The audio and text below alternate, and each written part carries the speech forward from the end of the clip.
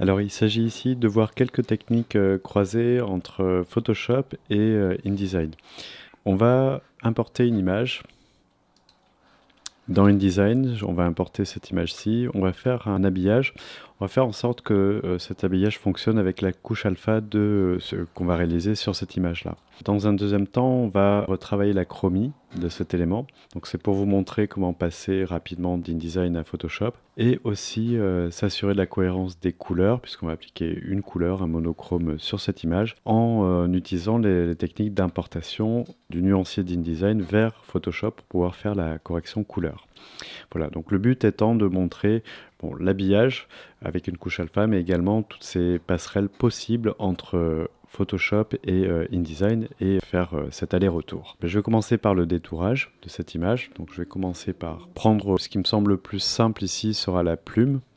Alors la plume classique, il s'agit de faire le détourage de cet élément. On vérifie ici les options, épaisseur 3 pixels si vous voulez voir votre tracé plus facilement, et la couleur en fonction de vos préférences ici. Voilà, bon, je vais laisser vert.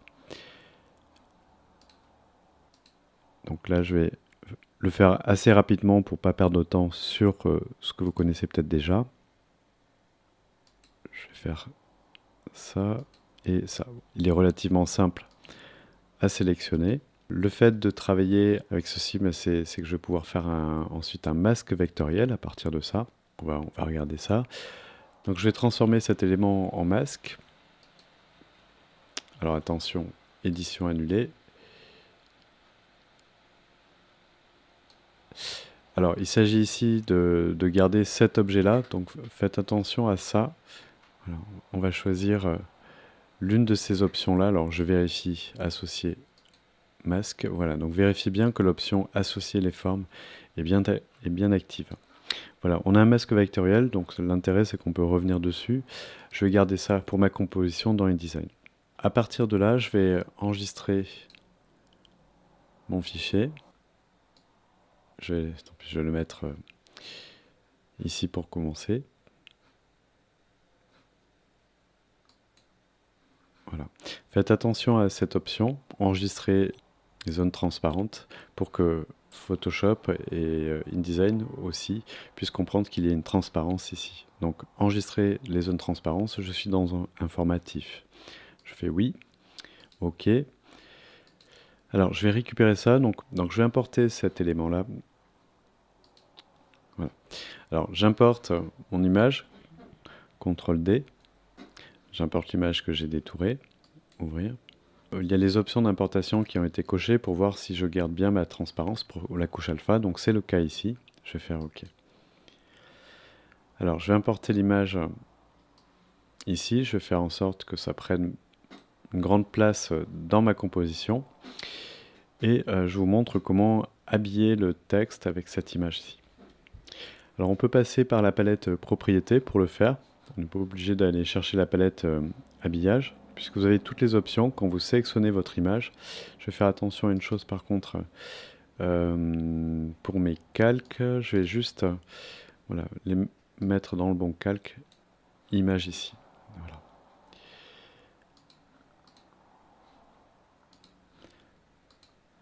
Alors je sélectionne mon image, je vais dans habillage ici, donc là je vais utiliser l'option habiller la forme de l'objet.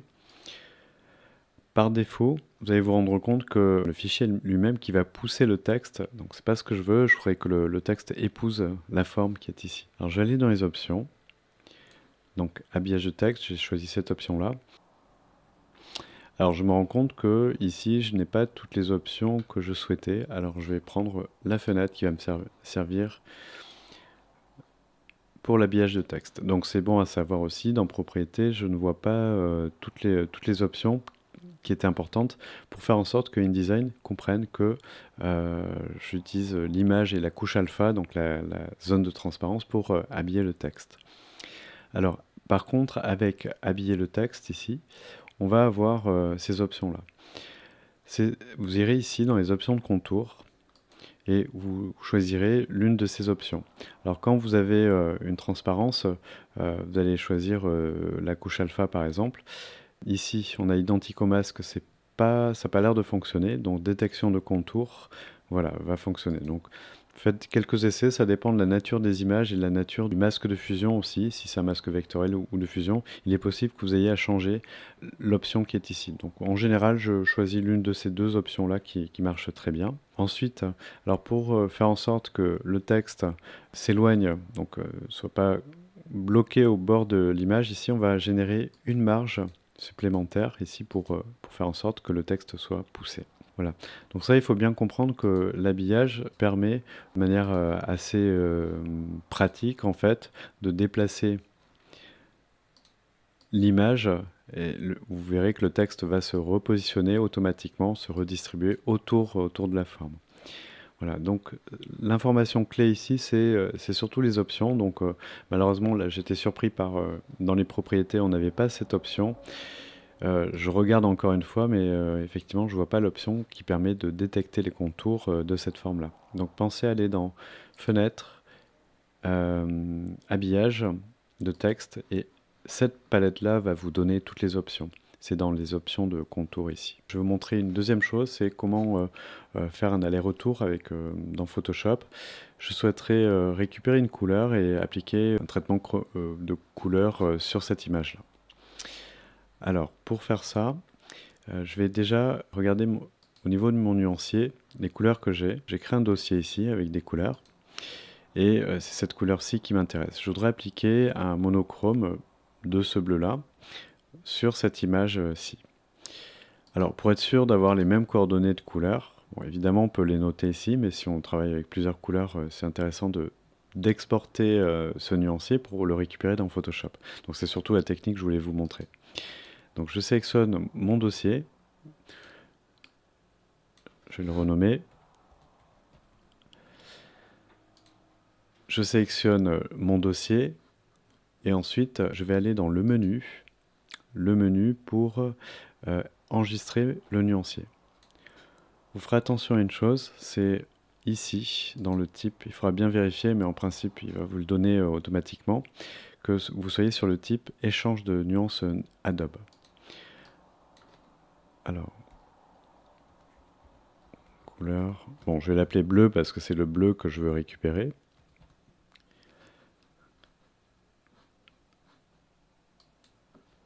Je sélectionne mon image, je clique droit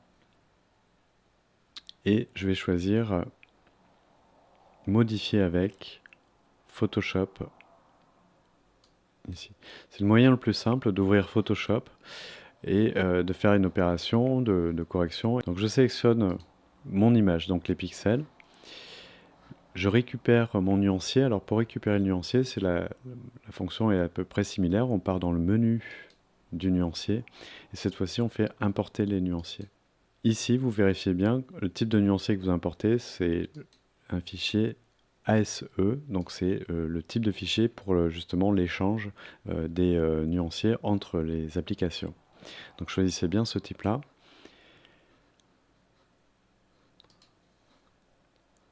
Voilà, je récupère mon nuancier, je l'ai appelé bleu mais il y a plusieurs couleurs qui vont arriver. Je fais charger.